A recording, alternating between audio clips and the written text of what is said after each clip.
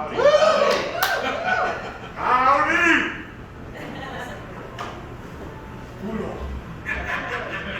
Welcome to the Oriental Saloon. My name's Whiter.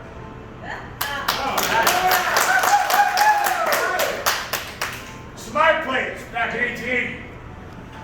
Back when Tombstone was alive with it. Silver camp from Los Angeles all the way to New Orleans. Arizona at that time had 40,000 residents. Right beyond the indoors, even in dirty streets, Tombstone was home to 5,000. Hell of a way to make a living. The Oriental Saloon was making a killing. Bill, I never killed anybody in here as bad for business. But there were plenty of killings that happened in these four walls. It's the first time in 140 years, folks, you can buy a drink and see a murder. You're welcome. Today you're going to meet men like Buckskin Frank Leslie and others. Men that were good at the card table, quick on the draw, but never caught the eyes of Holliday. Not like our brothers and I.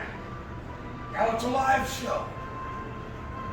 And you're a live audience, right? Yeah. Right? Yeah!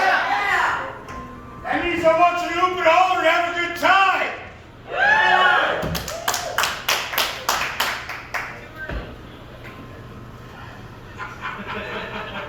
Never too early, you paid for a killing.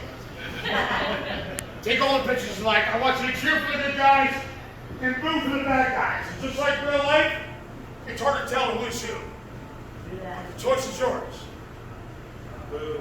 We gonna have fun? Yeah! I'll be right back. Need coffee.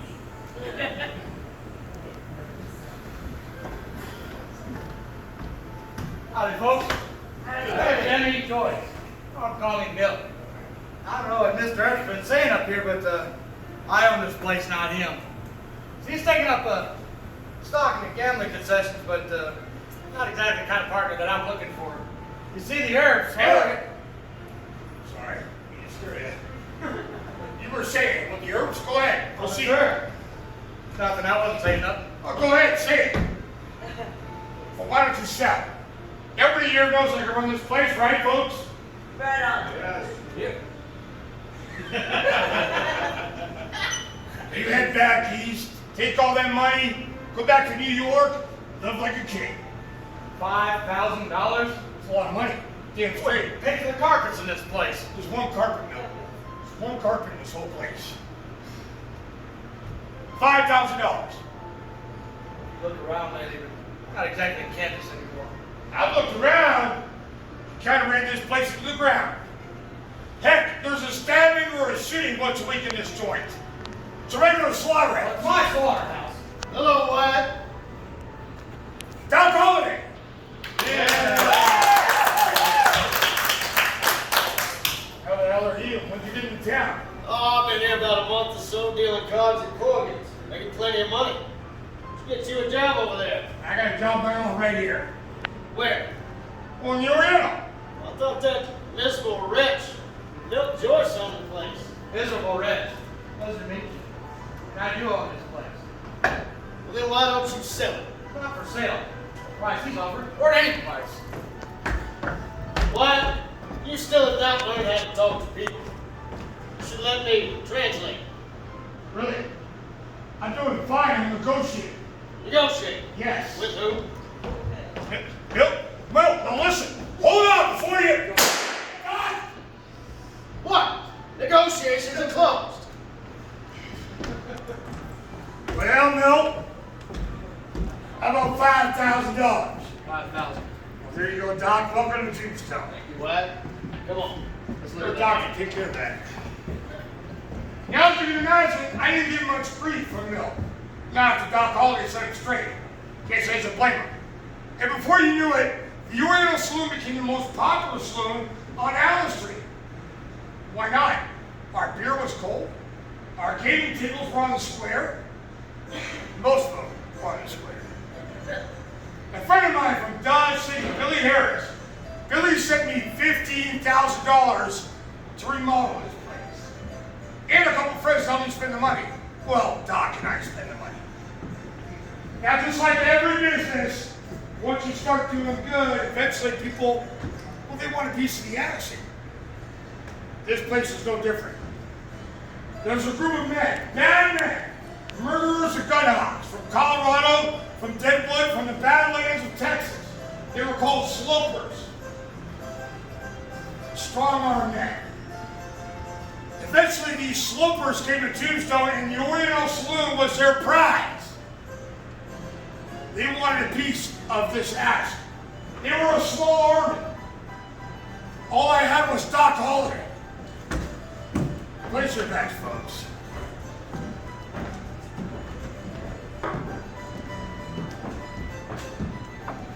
Listen, Holliday, what you been saying about me? I know I'm a better man than you.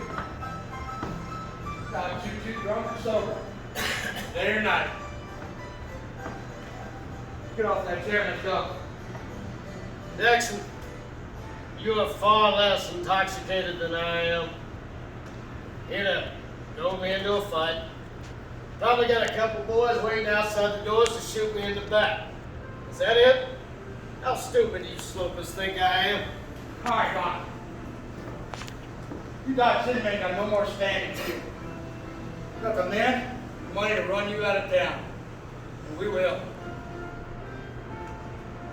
Put a cork in the war talk, Jackson.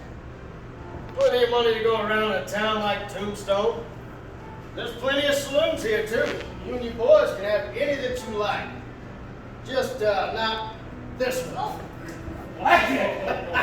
Let's see what that man is. Go outside and settle this in the streets like men. I can give you the first shot. Let's go. Jackson, I'd love to settle this in the here and now. I got far too much respect for the cleaning lady. Why don't you, take yourself elsewhere? Doc! Hello, Wyatt. Jackson. What's going on, boys? Oh, just more nonsense from slopers. Slopers, huh? Well, pay no mind. You're welcome here, Jackson. Your coin's good at the bar as well. You tell your friends. Friends, if you have any. Why, they're all welcome here. All right? Right. Pay no mind. You and I have been friends a long time. In the early days in Denver. Back when Wild Bill got killed in Deadwood. It's a sign of our friendship. I'll let this go. That's for your boy here. Teach him some manners. Maybe, and maybe you should just leave.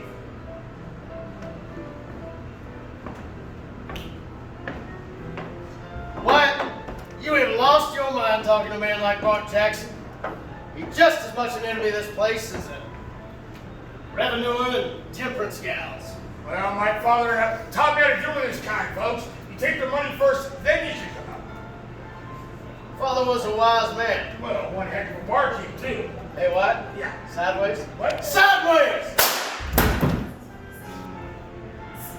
When a man has murder on his mind, it's best you don't forget he's there. Watch balls. Folks, coroner's jury said I did the right thing. However, his friends put a bounty on my head. $2,000, nothing too substantial. But I did see it as an opportunity to seek my entertainment elsewhere in Arizona. But as you know, the street fight with the Clantons and the Clouders, I couldn't stay away from Tombstone. Keep your seats, folks. Wyatt will be back with another story of how bad the good old days really were. Yeah.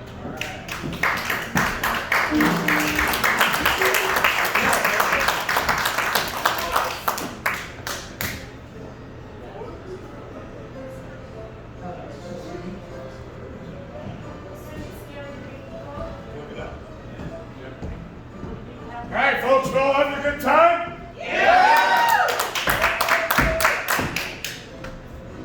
The last official murder that happened here was in November of 1882, a year after the famous gunfight at the Oblique Corral.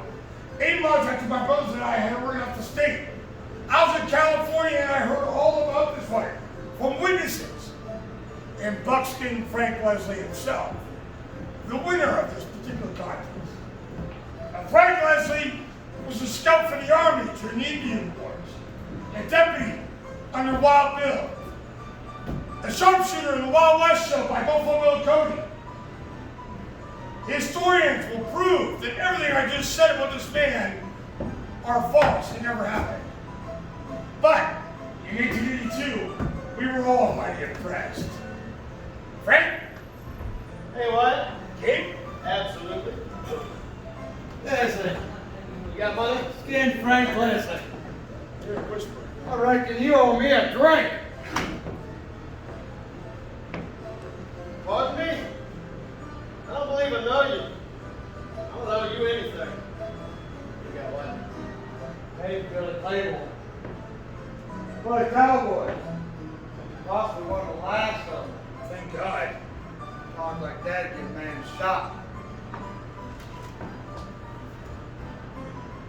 Boy, it is far too late in the game for a fella like me to be worried about a fella like you. Alright. Came here to get a drink, we socialize, but my corner a desperate man. We go outside and sell this pistol. I will not be insulted, and nor will I tolerate it. It is best that you stay clear of this place for your own good. Get out! I wasn't there when Frank and Billy met. If I were, things probably would have been different. Famous outlaw once said, when you're going to shoot, you don't talk. Billy would have said 3 words to me, I probably would have hit him upside the head with his own gun. Wyatt, I could have done more, but I could not have done any less. That man intended to kill me, and I don't know why. Well, no need to explain. It's better to be judged by 12 men and carried out by 6. My father said that as well. Listen.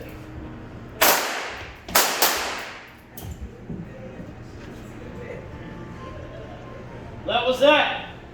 Another man sent to Boot Hill without much fanfare. 5 years after this event, silver started to dry up in this town. Started to become a dust bowl. The exodus had begun from Tombstone. By 1930, it was a shadow of its former glory, barely hanging on. This building became the local drugstore for the town of Tombstone. We survived it all. Fires, floods, Apaches, politicians. There's a reason they call us the town too tough to die. Thank you folks for being here.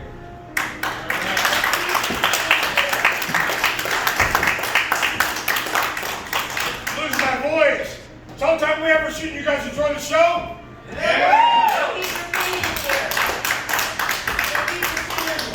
Thank you, folks. First time in 140 years. Like I said, you grab a drink and see a murder and Wyatt's original building. It's a piece of history. Thank you for coming. We have an actor over here with a spittoon. If you like the show, put something nice in the spittoon. That way, these guys can come back tomorrow and die for somebody else. If you want to grab a picture, be my guest. If you have a question, be my guest. The bar is still open, and somebody owes you a drink. Have a great day, Tombstone. God bless you all, folks.